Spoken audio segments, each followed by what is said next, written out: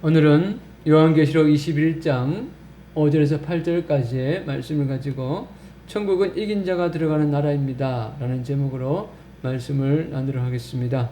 한번 기도하겠습니다. 하나님 아버지 감사합니다. 오늘 주님 은혜 가운데서 또 예배드릴 수 있게 하심을 감사합니다. 예배드리며 말씀을 듣고자 하오니 주여 말씀을 들을 때에 귀가 열리고 마음이 열려지게 하시고 또 말씀을 전하는 부족한 종 붙들어 주셔서 온전하게 주의 말씀을 전할 수 있도록 성령님 역사하여 주옵소서. 감사하며 예수님의 이름으로 기도합니다. 아멘. 이 세상을 살아가는 모든 그리스도인들의 마음의 소망은 이 땅에서 예수님의 사랑과 은혜 속에 살다가 언젠가 이 세상을 떠났을 때에 영원한 하나님의 나라에서 주님과 영원히 사는 것일 겁니다. 그런데 성경을 보면 이 땅에서 살아가는 모든 그리스도인들이 천국에 들어가는 것은 아니다 라고 말씀을 하고 있습니다. 예수님께서도 마태복음에 보면은 달란트 비유를 통해서 또 양과 염소의 비유를 통해서 모든 그리스도인들이 들어가는 것이 아니라 일부가 들어간다라고 말씀을 분명히 하고 있습니다. 또 요한계시록에 나오는 7교회에서도 그렇게 말씀하고 있고 오늘 본문에서도 그렇게 말씀을 하고 있습니다. 그러면 어떤 자가 우리가 소망하는 그 천국에서 영원히 주님과 함께 살 수 있을까요? 오늘 7절에 보면 이렇게 말씀합니다. 이긴 자는 이것들을 상속받으리라. 누가요? 이긴 자가. 여기서 말하는 이긴다라는 것은 정복하다, 장애를 극복하다는 말입니다. 그 성경 원어를 보면 이 이긴다는 표현은 이기고 있다라는 현재형입니다. 그러니까 현재 이기고 있는 사람이 천국에 들어간다는 것이죠. 여러분 우리가 살면서 이긴다라는 표현을 언제 쓰죠? 주로 싸울 때 쓰죠. 아니면 경기할 때 이 이긴다는 표현을 씁니다. 그런데 왜 신앙생활 할 때에 이 이긴다는 표현을 쓸까요? 왜냐하면 신앙생활은 평안한 생활이 아니기 때문입니다. 전쟁이나 경기 같은 치열한 이것이 바로 신앙생활이라는 겁니다. 그래서 성경을 읽다 보면 믿는 사람들 향해서 주로 군사적인 단어를 쓰는 걸 봅니다. 하나님의 군대, 군사. 또 그래서 전신갑주를 취하라. 근신하라 끼어라. 또 마귀를 대적하라. 또 피 흘리기까지 싸우라. 여러분 피 흘리기까지 싸우는 것은 장난칠 때는 그렇지 않습니다. 실전에서 피 흘리기까지 싸우는 거죠. 왜 이런 군사적인 용어를 그리스도인들에게 사용합니까? 그리스도인들이 가는 길은 여행이 아닙니다. 전쟁이라는 것이죠. 그럼 우리가 이 세상에서 싸워야 할 대상은 누구입니까? 에베소서 6장 12절에 보면 우리가 싸움은 혈과 육을 상대하는 것이 아니요 통치자들과 권세들과 이 어둠의 세상 주관자들과 하늘에 있는 악의 영들을 상대함이라고 말씀하고 있습니다. 우리의 싸움은 눈에 보이는 혈과 육이 아니라는 겁니다. 보이지 않는 악한 영들, 이 어둠의 세상 주관자들과 싸우고 있다는 것입니다. 여러분 우리의 육신의 눈을 통해서 보면 사단이 보이지 않습니다. 그러나 지금 우리가 살아가는 이 세상을 보면 사단이 얼마나 강하게 역사하는 것을 우리가 알 수 있습니다. 하워드 피트만 목사님이 1979년 8월 3일 날 6시간 정도의 육신의 죽음을 통해서 하나님을 만납니다. 하나님께서는 이 하워드 피트만 목사님에게 이 세상에서 되어지는 영적인 일들을 몇 가지 보여주셨습니다. 그 중에 하나가 뭐냐면 이 땅에서 활동하고 있는 마귀와 그의 졸개들의 움직임입니다.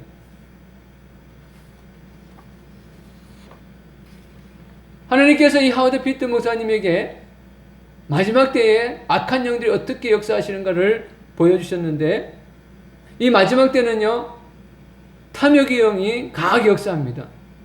그래서 그 탐욕의 영이 경제적인 어려움을 만들어냅니다. 그리고 그 탐욕의 영에 같이 포함되어 있는 증오와 음란과 분쟁을 일으키는 마귀들이 강하게 역사한다는 것이죠. 그래서 누군가가 강한 탐욕을 부리고 또 누군가가 음란한 짓을 하고 하는 그 뒤에는 악한 영의 유혹이 또 악한 영의 역사가 있다는 것을 우리가 분별할 수 있어야 됩니다. 여러분, 사단은 사람을 공격할 때에 첫 번째로 공격하는 것이 뭐냐면 그 사람의 마음의 생각입니다. 그 잠언에 보면 내 마음을 지키라고 말하죠. 왜 지키라고 말합니까? 누군가가 공격하니까 지키라고 하는 거죠. 그리고 악한 감정을 줍니다. 절망감, 좌절감, 또는 부정적 생각, 음란한 생각, 의심할 생각, 이런 잘못된 감정을 넣어줍니다.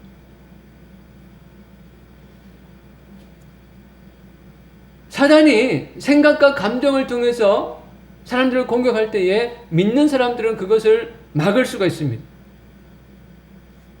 물론 막지 못할 수도 있습니다. 그것은 선택의 문제이죠. 만약에 사단이 주는 생각이나 감정을 막지 못하고 거기에 포로가 된다면 사람들은 사단의 영향력 아래에 놓이게 되는 것입니다. 여러분, 오늘날 얼마나 많은 사람들이 사단이 주는 생각과 감정에 따라서 생각하고 느끼고 또 말하고 있습니까? 그걸 어떻게 알 수 있습니까? 이 세상에서 되어진 일들을 보면 알 수 있어요. 안타까운 것은 이 교회에 다니는 성도들이나 또 지도자들도 여기에서 자유로울 수가 없다는 것입니다. 제가 지난주 교회 단체 카톡방에 이런 글을 남겼습니다. 지금 사단이 교회를 통해서 교회를 공격한다. 교회 밖에서만 교회를 공격하는 것이 아니라 교회 안에서도 사단에게 사로잡힌 누군가를 통해서 교회를 공격한다는 것이죠. 특히 사단이 교회 지도자들을 공격하면 그 교회가 크게 흔들립니다. 그걸 잘 알기 때문에 교회 지도자들에게 잘못된 감정, 잘못된 생각을 넣어줍니다. 지금 언론에 나오는 이 잘못된 교회들 또는 잘못된 지도자들의 모든 모습들 뒤에는 악한 영의 공격이 있다는 것을 우리가 기억해야 됩니다. 물론 이 세상에는 멀쩡한 교회인데 정말 열심히 예배하는 교회인데 그것을 비난하는 그런 사단의 계략들도 있습니다. 얼마 전에 부산의 그 세계대 교회에서 정말 방역수칙을 잘 지키고 그 예배하는 모습이 비춰졌는데 언론에서는 그것을 예배를 강행했다, 방역수칙을 무시했다 막 얘기합니다. 그래서 저는 그걸 보면서 하나님의 관점에서 하나님의 나라 뉴스에서는 그걸 어떻게 보도할까? 과연 하나님의 나라에서도 모 방송국의 방송처럼 저 방역수칙도 무시하고 저렇게 예배 드리는 저 사람들 봐라. 우리는 저 예배 안 받아들여. 이렇게 말할까요? 그렇지 않을 겁니다. 세상의 소리에 두려워하지 않고 정말 온전하게 믿음으로 예배하는 저들을 보라. 이렇게 말하지 않을까요?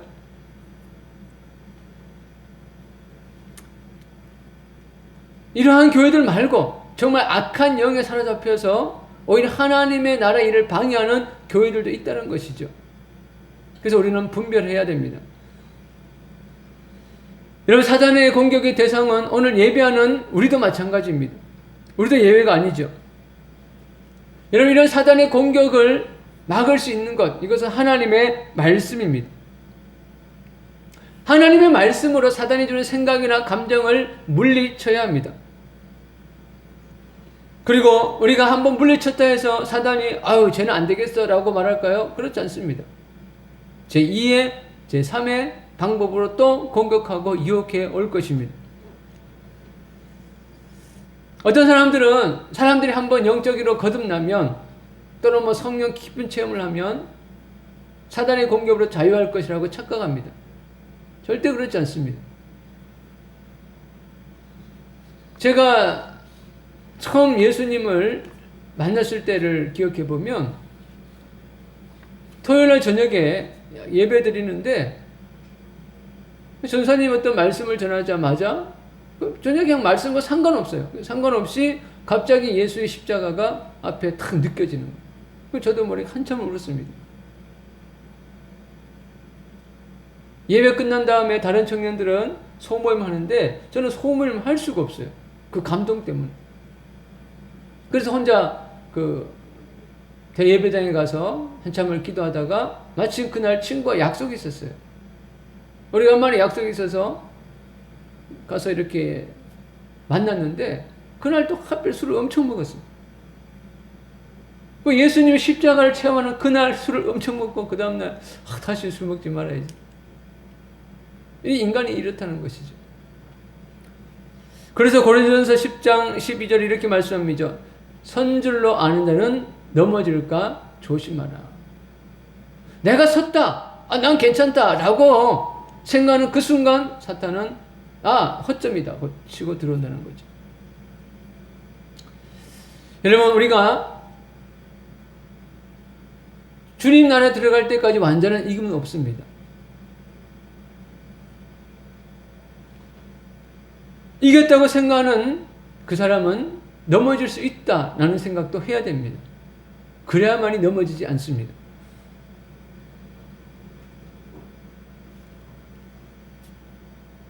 그러나 만약에 우리가 예수님을 믿는다고 하면서도 죄에 지고 세상에 지고 마귀에게 지는 삶을 살면 어떻게 됩니까? 오늘 8절에 보면 이렇게 말씀합니다. 그러나 두려워하는 자들과 믿지 않는 자들과 흉악한 자들과 음해하는 자들과 점술가들과 우상숭배자들과 거짓말하는 모든 자들은 불과 유황으로 타는 못에 던져지리니 이것이 둘째 사망이라. 여기서 두려워한다는 것은 겁 많은 소심한 자들 말하는 것. 믿지 아니한 자들이라는 것은 불성실한 자, 신실하지 못한 자. 여러분, 사람들 중에도 그런 사람도 있잖아요. 누군가가 뭐 말을 하면 못 믿어요. 근데 우리가 예수님 앞에서 신앙생활 할 때도 그러한 삶을 살고 있지 않은가 돌아봐야 됩니다. 또 흉악한 자들이라는 것은 하나님 보실 때에 혐오스러운 자들을 말하는 겁니다. 그리고 살인자, 음행하는 자, 또 술객, 마술사들을 말합니다. 그리고 마술과 연관된 그 일들을 하는 사람을 말합니다. 또 우상숭배, 그 하나님 외에 다른 신을 섬기는 자. 그런데 골로새서에 보면은 탐심도 우상숭배다라고 말씀합니다. 그러니까 세상 속에서 탐욕을 부리며 살아가는 그리스도인들 또한 하나님 나라에 들어갈 수 없다라고 분명히 말씀하고 있습니다. 그러면 이런 사람들은 어떻게 된다고요? 불과 유황으로 타는 못에 던져진다고 말씀합니다. 여러분, 우리는 전통적으로 예수만 믿으면 구원받는다고 배웠고 또 그렇게 교회에서 가르쳤습니다. 맞습니다. 예수님 외에는 구원이 없습니다. 예수님으로만 구원받을 수 있습니다. 이것은 분명한 사실입니다. 그러나 예수님을 믿는다는 것이 단순히 예수님의 십자가 부활을 믿는 것만을 의미하는 것은 아닙니다. 우리가 잘 아는 예화 중에 이런 예화가 있습니다. 1859년에 한 고개사가 나이아가라 폭포에 설치해 놓은 밧줄 위를 걸어서 미국에서 캐나다 그 사이를 왔다 갔다 했습니다. 처음에는 그냥 맨몸으로 왔다 갔다 하고, 다음에는 뒤로도 왔다 갔다 하고, 그 다음에는 뭐 자전거를 타고 왔다 갔다 하기도 하고, 또 이게 눈을 가리고도 왔다 갔다 했습니다. 사람들이 그걸 지켜보면서 막 박수를 쳐줘요. 야, 대단하다, 대단하다. 그랬더니 이 고개사가 거기에 모여서 박수를 치는 사람들에게 이렇게 물었습니다. 제가 그럼 사람을 등에 업고도 여기를 왔다 갔다 할 수 있다는 것을 믿습니까? 그때 사람들이 와, 믿습니다. 그리고 막 박수를 치는 거예요. 그랬더니 이 사람이 그러면 저의 등에 엎일 사람 나오세요 라고 했더니 다 시선을 피하는 거예요. 그러자 이 고개사가 거기에 있던 한 사람을 지목해서 당신은 내가 여기에 사람 없고 당신을 없고 이 밧줄을 탈 줄을 믿습니까? 했더니 믿는데요. 그러면 올라타라고. 그랬더니 그 사람이 등을 탔습니다. 정말 거기를 밧줄을 타고 갔다는 거예요. 나중에 알고 봤더니 그 탄 사람이 그 사람 매니저였습니다. 예수님을 믿는다는 것이 무엇인가를 생각해 보게 하는 예화입니다. 우리는 입으로 믿습니다, 믿습니다 라고 하는데 과연 삶 속에서 주님을 믿고 있느냐? 생각해 봐야 된다는 것이죠.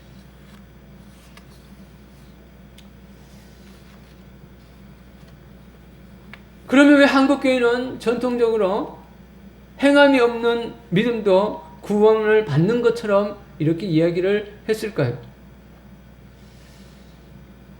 개신교회가 처음 출발했을 때 로마 가톨릭은 부패할 대로 부패했습니다. 부패했다는 얘기는 성경에서 벗어난 많은 짓을 했다는 것입니다.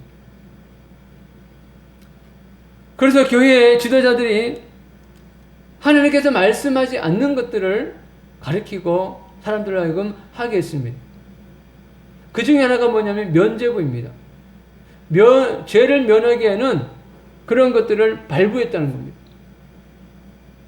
심지어는 죽은 사람들을 위해서도 그 면죄부를 사면 죽은 사람도 연옥에 있다가 천국 간다. 이런 이야기를 했습니다.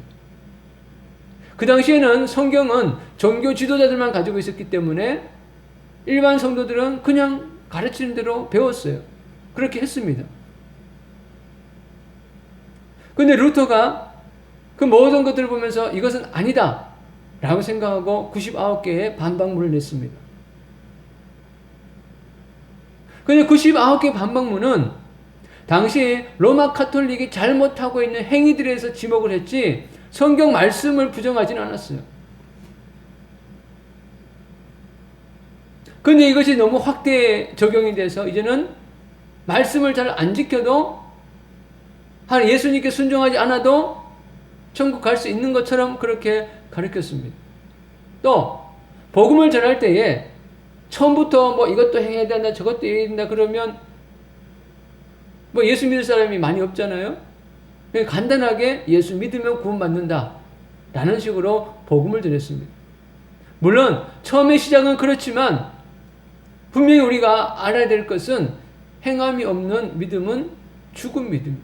그 죽은 믿음 가지고는 구원을 받을 수 없다는 것을 우리가 알아야 됩니다. 오늘 본문 또한 그렇게 분명히 말씀하고 있습니다. 우리는 지난 한 주 동안 우리의 구원을 위협하는 7가지 죄악에 대해서 함께 살펴봤습니다. 교만과 질투, 분노, 또 탐욕과 탐심, 그 다음에 게으름과 정욕. 이러한 것들은 날마다 우리 안에서 또 우리 주변에서 우리가 가지고 있는 영원한 생명을 좀먹으려고 합니다. 여기에 우리가 빠져서 헤어나지 못한다면 하나님께서 우리에게 주신 구원조차 잃어버릴 수 있다는 것을 우리가 기억해야 됩니다. 우리는 매일매일 말씀으로 이러한 죄악들을 이겨나가야 될 줄을 믿습니다. 그러면 어떻게 해야 우리는 이긴 자가 될 수 있을까요? 우리가 열심을 내면 될까요? 우리가 노력하면 될까요? 아닙니다. 오늘 5절에 거기에 비밀이 숨겨져 있습니다. 자, 5절에 보니까 보좌에 앉으신 이가 이르시되 보라 내가 만물을 새롭게 하노라. 만물을 새롭게 한다는 겁니다. 만물을 새롭게 하시는 분이 누구죠? 보좌에 앉으신 이가. 여기서 말하는 보좌에 앉으신 분 이가 바로 하나님을 말씀합니다.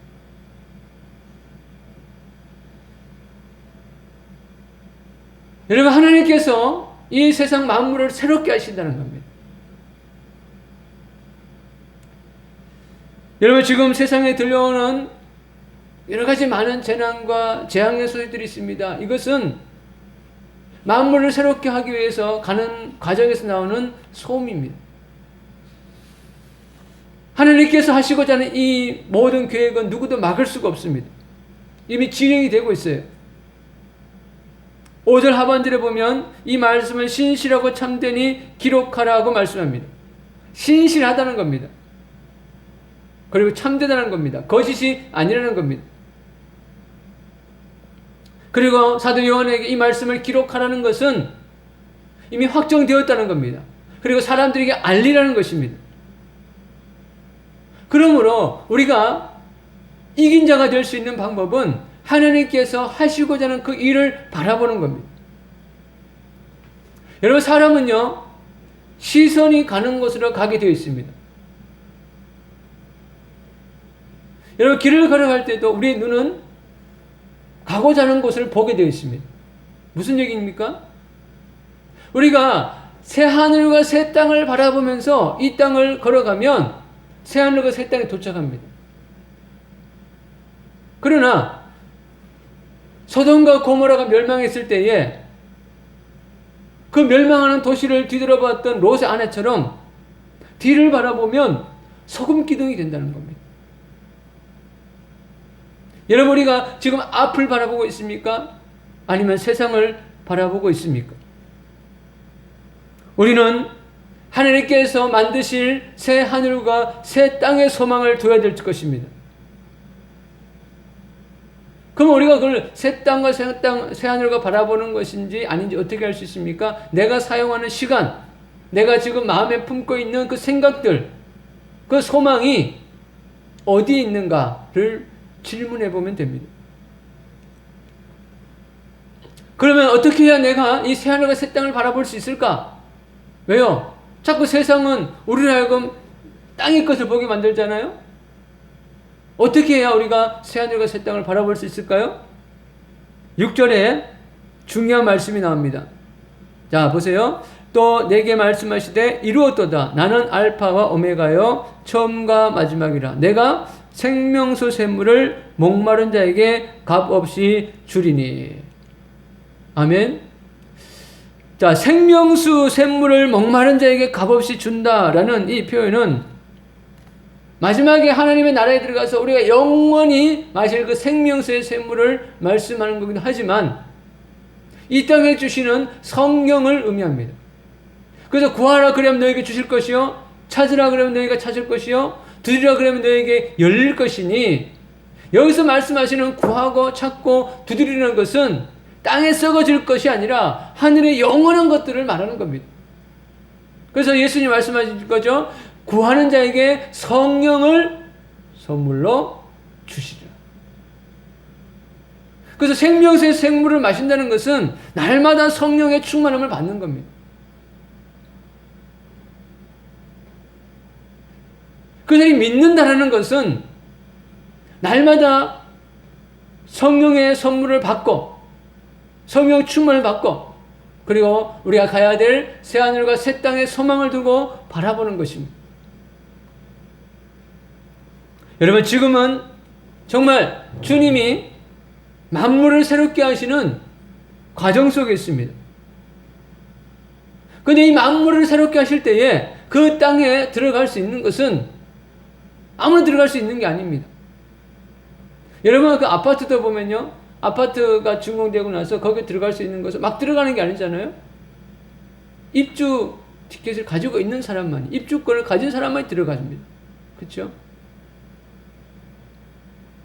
우리가 천국에 들어갈 수 있는 입주권은 바로 우리의 믿음입니다.